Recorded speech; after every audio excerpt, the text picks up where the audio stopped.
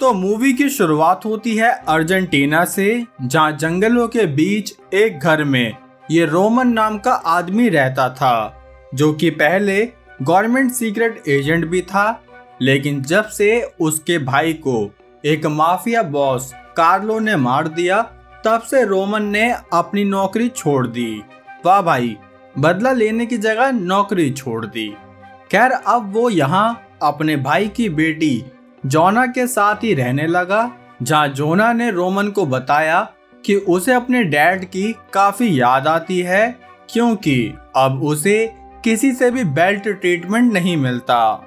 Roman को belt treatment तो देना चाहिए यार।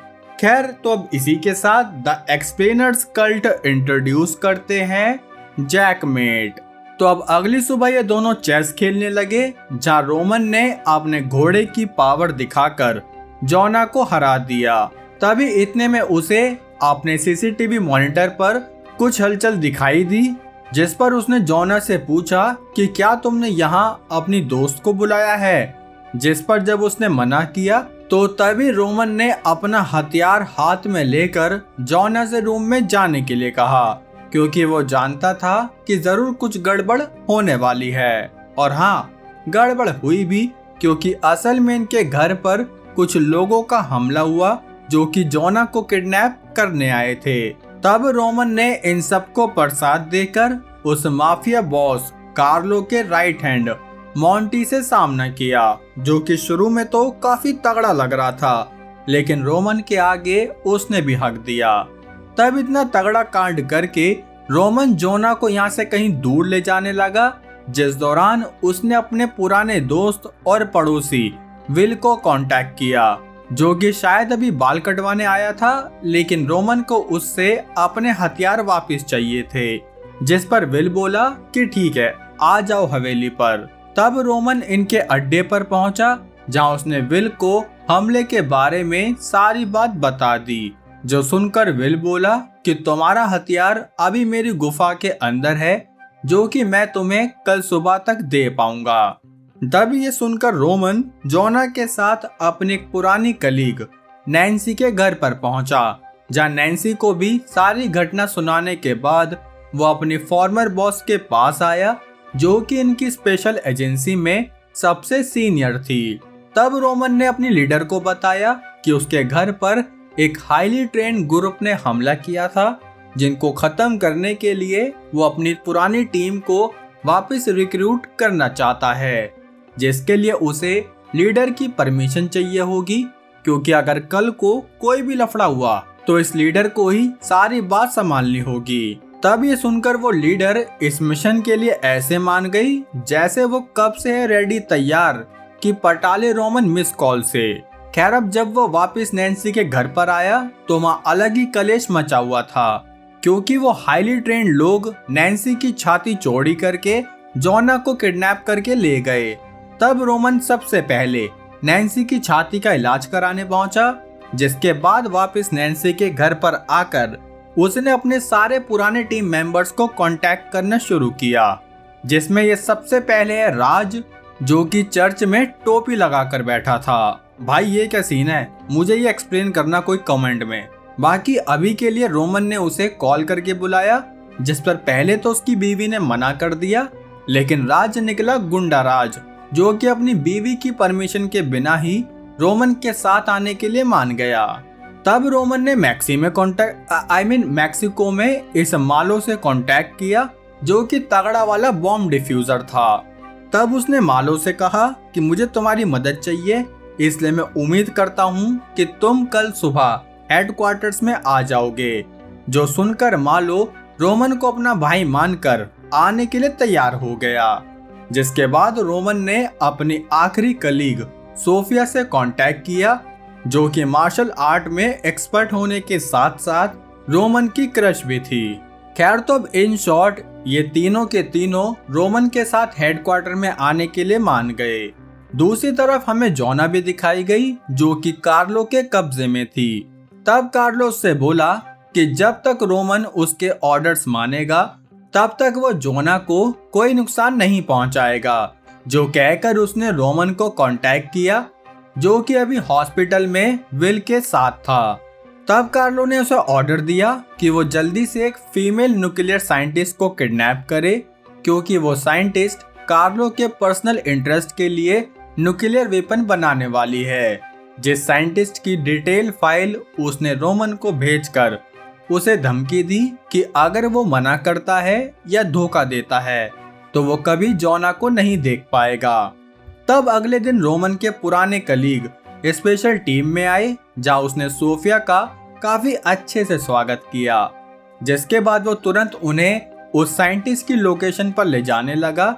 जिस बीच उसने अपने कलीग को बताया कि उसकी भतीजी जोना को कार्लो ने किडनैप कर लिया है, जो पहले उसके भाई को मार चुका है। साथ ही अब कार्लो ने उसे एक साइंटिस्ट को किडनैप करने को कहा है और अगर उसने मना किया तो कार्लो जोना को मार देगा। इसलिए उसने अपनी टीम कलीग से मदद मांगी, क्योंकि उसे यकीन है कि मिलकर वो सब कुछ संभाल सकते हैं। साथ ही वो साइंटिस्ट को भी माफिया बॉस को नहीं देगा, बल्कि साइंटिस्ट के बहाने कार्लो को पकड़ लेगा। तब ये सुनकर इनकी टीम उस साइंटिस्ट के अड्डे पर आए, जहां रोमन अपनी टीम के साथ मिशन शुरू करने से पहले स्ट्रेटेजी बनाने लगा, जिसकी काफी लंबी डिस्कशन के बाद ये फिक्स हुआ कि रोमन और सोफिया फैक्ट्री के एम्प्लॉयज बनकर साइंटिस्ट को किडनैप करेंगे। जिस बीच मालो बाहर की कंडीशन सिक्योर करेगा, बाकी राज और विल कार के अंदर से सीसीटीवी हैक करते हुए रोमन और सोफिया को इंस्ट्रक्शन देंगे। तब ये डिसाइड होते ही सोफिया और रोमन फैक्ट्री के एम्प्लॉयज बनकर अंदर घुसे, जबकि मालो ने बाहर के गार्ड्स को चटकाना शुरू कर दिया। तब राज और विल ने भी एक्शन में आते हुए सीसीटीवी सिस्टम को हैक कर लिया, जिसके थ्रू वो रोमन और दूसरों को इंस्ट्रक्शन देने लगे। तब थोड़ी देर बाद रोमन और सोफिया सक्सेसफुली अंदर घुस गए, जहां वो तुरंत साइंटिस्ट के रूम की तरफ बढ़ने लगे, लेकिन वहां जाते जाते ये ग्लास रूम में फंस गए, क्योंकि सोफिया ने गलत पासवर्ड एंटर कर दिया था। जिस बीच राज सिस्टम को हैक करने की कोशिश करने लगा, लेकिन इस सिस्टम में मल्टीपल लेयर ऑफ पासवर्ड की वजह से ये हैक नहीं हो पा रहा था। तब ये देखते हुए मालो ने यहाँ एक बॉम्ब क्रिएट किया, जिससे कि ये लोग इधर उधर पैनिक होके फैल जाएं। जिस बीच रोमन और सोफिया की सांस फूलने लगी, क्योंकि ग्लास रूम में ऑक्सीजन नहीं थी। लेकिन तभी मालो के एक्सप्लोजन की वजह से सिस्टम में मेलफंक्शन हो गया, जिसकी वजह से ग्लास रूम ऑटोमेटिकली खुल गया। तब रोमन और सोफिया साइंटिस्ट होने का नाटक करते हुए जल्दी से साइंटिस्ट रूम में आए, जिस दौरान ये उस फीमेल साइंटिस्ट को अपनी बंदी बनाकर यहाँ से निकल गए। तब ये देखते हुए बाकी के गार्ड्स रोमन को चेस करने लगे, लेकिन इस बीच रोमन ने यहाँ काफी गोलियां चलाई और साथ ही मालो ने भी एक बॉम्ब एक्सप्लोड करके इन लोगों को यहाँ से भगा दिया। जिसके बाद ये साइंटिस्ट को अपने अड्डे पर लाए, जहाँ उस फीमेल साइंटिस्ट ने इनसे पूछा कि आखिर ये उसके साथ क्या करने वाले हैं। जिस पर रोमन ने उन्हें समझाया कि वो उसे प्रोटेक्ट कर रहे हैं, क्योंकि एक माफिया बॉस कार्लो उसे किडनैप करना चाहता है। साथ ही उसने ये भी बताया कि कार्लो ने उसकी भतीजी को किडनैप कर लिया है, जो कि साइंटिस्ट के बदले में उसे मिल जाएगी। लेकिन वो कार्लो को साइंटिस्ट नहीं देगा, बल्कि वो कार्लो को जैसे तैसे फंसा लेगा। तभी इसी बीच कार्लो ने रोमन को कांटेक्ट किया, जहां वो बोला कि चलो अब साइंटिस्ट और जोना के बीच एक्सचेंज ऑफर अरेंज करते हैं, जिसके लिए रोमन भी मान गया। तो इनकी मीटिंग एक ब्रिज पर फिक्स हुई, जो कि शहर के एकदम बीचों बीच था। तब वहां जाने से पहले रोमन और उसकी टीम स्ट्रेटेजी बनाने लगे, जहां उसने सजेस्ट किया कि वो कार्लो से अकेला मिलेगा, जिस बीच दूसरे लोग उसे मॉनिटर करते रहेंगे। तब ये भी डिसाइड हुआ कि वो साइंटिस्ट को नहीं लेकर जाएगा, क्योंकि उसका प्लान कार्लो को एक सर्टेन लोकेशन पर ले जाने का है, जबकि उसके टीममेट हेडक्वार्टर में उसका वेट करने लगे। लेकिन वेट करते करते हमारे द हैकर है भाई, हैकर भाई राज ने जोना की लोकेशन को ट्रैक कर लिया, जो कि एक खाली बिल्डिंग में बंदी हुई थी। अब उसने ट्रैक कैसे किया ये मैं आगे बताऊंगा। बाकी अभी राज तुरंत मालो और नैन्सी को लेकर जोना को बचाने निकल गया। जिस बीच हेडक्वार्टर में सोफिया और विल उस फीमेल साइंटिस्ट को गार्ड करने लगे। तब थोड़ी देर में रोमन उस ब्रिज पर पहुंचा जहां कार्लो से वो मिलने तो आया था, लेकिन कार्लो ने रोमन को वार्न किया कि उसे किसी भी जाल में फंसाने की कोशिश ना करे, क्योंकि रोमन तो खुद एक जाल में फंस गया है। और वो कैसे, अभी बताता हूँ। यहाँ दूसरी तरफ राज, नैन्सी और मालो खाली बिल्डिंग में पहुंचे जहाँ इन्हें लगा कि ये जॉना को बचाएंगे, लेकिन नहीं, क्योंकि ये तो सिर्फ कार्लो का जाल था।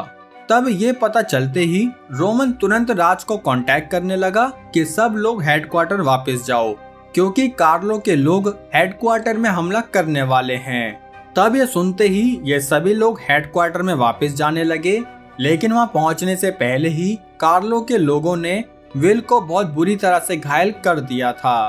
पर वो तो शुक्र है कि सोफिया और वो फीमेल साइंटिस्ट वेंटिलेशन में छुप गए थे, जिसकी वजह से कार्लो के हाथ वो फीमेल साइंटिस्ट नहीं लगी। तब इन्होंने डिसाइड किया कि एक दूसरे हेडक्वार्टर में मूव करेंगे, जो कि एक शिप के रैक में लोकेटेड है। साथ ही इन्होंने और ज्यादा सोचना शुरू किया ताकि ये कैसे भी करके जॉना को कार्लो से बचा सके। तब इसी बीच कार्लो ने रोमन को फिर से कांटेक्ट किया, जिस बीच वो बोला कि उस साइंटिस्ट को मुझे हैंड ओवर कर दो, वरना मैं इस जॉना के नौने पांव बजा दूंगा। तब ये सुनकर रोमन उस साइंटिस्ट को देने के लिए मान गया, लेकिन उससे पहले वो जॉना की आवाज सुनना चाहता था। जिस बीच उसने जॉना से वादा किया कि वो उसे जल्दी छुड़ा लेगा। तब ये वादा करते ही उसने दोबारा से स्ट्रेटजी चेंज करी, जहाँ वो नैन्सी से बोला कि उस साइंटिस्ट को कार्लो के हवाले कर दो, लेकिन असली साइंटिस्ट नहीं, बल्कि अब सोफिया साइंटिस्ट बनकर जाएगी और असली साइंटिस्ट को राज गार्ड करेगा। तब ये सारा प्लान समझकर इन्होंने अपना मिशन शुरू किया, जिसमें नैन्सी सक्सेसफुली उस साइंटिस्ट का रूप लेकर कार्लो के अड्डे पर पहुंच गई, जहां इन्होंने अपनी कार की डिग्गी में मालो और रोमन को भी छुपा रखा था, जो कि जल्दी से बैक एंट्रेंस की मदद से अंदर ही घुस गए। तब इन्होंने अंदर घुसते ही कार्लो के गुंडों को सामना करना शुरू किया, जो कि एक शूट आउट में बदलते ही रोमन राज से कहने लगा कि सारी इलेक्ट्रिसिटी कट कर दो। तब राज के सारी इलेक्ट्रिसिटी कट करते ही यहाँ कार्लो तुरंत समझ गया कि कुछ न कुछ गड़बड़ जरूर होने वाली है, इसलिए वो जल्दी से जॉना को रूफ टॉप पर ले जाने लगा। जिस बीच दूसरी तरफ पार्किंग लॉट में असली साइंटिस्ट के साथ राज वेट कर रहा था, लेकिन तभी थोड़ी देर बाद यहाँ मोंटी और उसके आदमी आ गए, जो कि राज के साथ फाइट करने लगे। तब राज कोई इतना बड़ा फाइटर तो था नहीं, इसलिए मोंटी राज को प्रसाद देकर उस असली साइंटिस्ट को कार्लो के पास ले जाने लगा। यहाँ कार्लो जो रूफ टॉप पर जॉना के साथ हेलीकॉप्टर आने का वेट कर रहा था, तो तभी यहाँ नैन्सी और सोफिया भी पहुंच गए, लेकिन वो माफिया बॉस समझ गया कि ये असली साइंटिस्ट नहीं है और ये सब एक दूसरे पर गन पॉइंट करने लगे। तब इसी वक्त यहाँ मोंटी उस असली साइंटिस्ट को लेकर यहाँ आ गया, जहाँ फाइनली नैन्सी और सोफिया को अपने वेपन नीचे रखने पड़े ताकि वो जोना को ना मार दे। लेकिन तब कार्लो ने नैन्सी को गोली मार दी, क्योंकि शायद नैन्सी का काम ही गोली खाना है। खैर तब ये देखते ही सोफिया ने इसमें रिटेलिएट किया और मोंटी को पोंटी कर दिया। खैर अब रोमन भी उस साइंटिस्ट को बंदी बनाकर लाया, जहाँ वो कार्लो को धमकी देने लगा कि अगर तुमने जोना को नहीं छोड़ा तो वो साइंटिस्ट को मार देगा, क्योंकि उसे पता था कि कार्लो के लिए वो साइंटिस्ट बहुत जरूरी है, जिससे वो अपना न्यूक्लियर वेपन बनवा सकता है। लेकिन रोमन जल्दी से कार्लो की केयरलेस का फायदा उठाता है, जहां वो फाइनली कार्लो को मार के अपने भाई की मौत का बदला ले लेता है। लेकिन तभी एक और प्रॉब्लम बढ़ जाती है, क्योंकि ये आधी पसली जोना बिल्डिंग के एज पर लटक रही होती है, जिसको रोमन अपनी पूरी ताकत से खींचकर जैसे तैसे बचा लेता है। जिसके कुछ दिन बाद रोमन और उसकी टीम अपने मिशन की सक्सेस को सेलिब्रेट करते हैं। जिस बीच इन्हें अपनी लीडर का कॉल आता है, जो कहती है कि इन सब को अब एक नए मिशन के लिए जाना है। जो सुनते ही रोमन तुरंत अपनी टीम को इकट्ठा करके इनकी लीडर से मिलने निकल जाता है, जिसके साथ ये मूवी भी यहीं एंड हो जाती है दोस्तों। तो अब ये मूवी कैसी लगी लाइक कमेंट करके जरूर बताना। ये मैंने आपसे पोल लिया था जिसमें मूवी और सीरीज दोनों एक ही चैनल पे आने चाहिए, उसको सबसे ज्यादा वोट मिले हैं। तो फिर ठीक है दोस्तों, जल्दी ही अब इस चैनल पर सीरीज भी आना शुरू होगी, और जल्दी मतलब बहुत जल्दी। तो टेंशन मत लो, अब कोई वेट नहीं कराने वाला, ठीक है। चैनल पर नए हो मेरे भाई तो सीरीज देखने के लिए भी चैनल को सब्सक्राइब कर लो। बाकी इसी के साथ अब हम मिलेंगे हमारी अगली वीडियो में, तब तक के लिए जय हिंद।